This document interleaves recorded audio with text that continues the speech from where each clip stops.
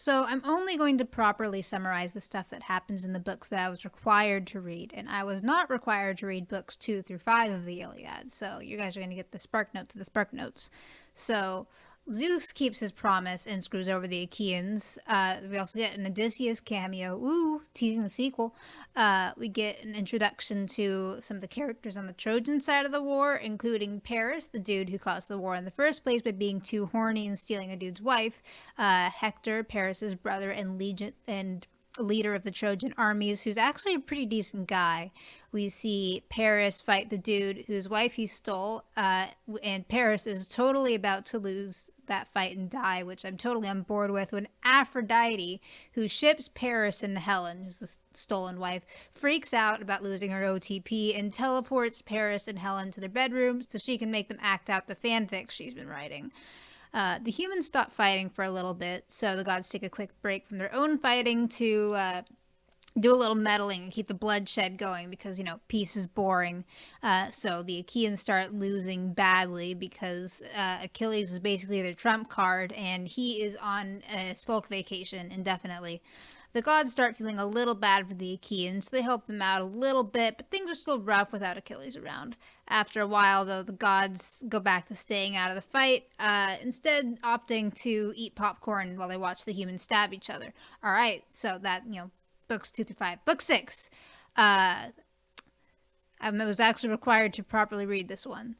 So the battle keeps on going, and actually, with the gods out of the fight, the Trojans start losing. This one Trojan guy starts to surrender. He begs for his life to be spared.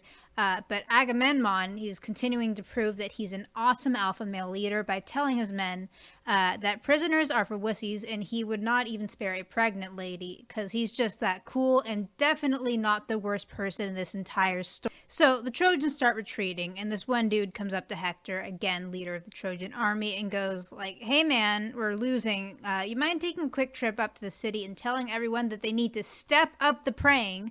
We are literally dying out here." So Hector goes to do that. So meanwhile, two random dudes meet on the battlefield, and they decide to take a quick break from trying to stab each other in order to exchange detailed, lengthy stories about their lineage, normal battle stuff.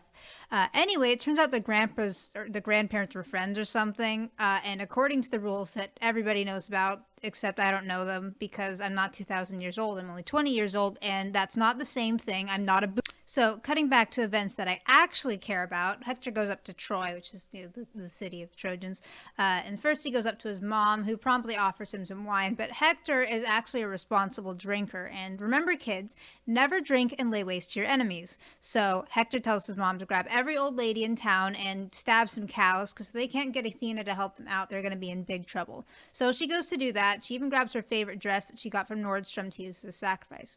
Nordstrom is a fancy clothes store, right? Half my closet's video game t-shirts. Anyway, so we know she means business.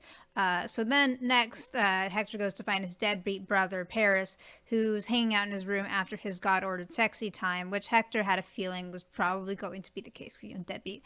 Hector naturally calls Paris out for being a coward, and Helen also joins in, "I hate you, I wish I was dead, you're a coward, and I wish I had anybody better as my lover." Some pretty deserved insults for the guy who stole her away from her husband and started a war in the process.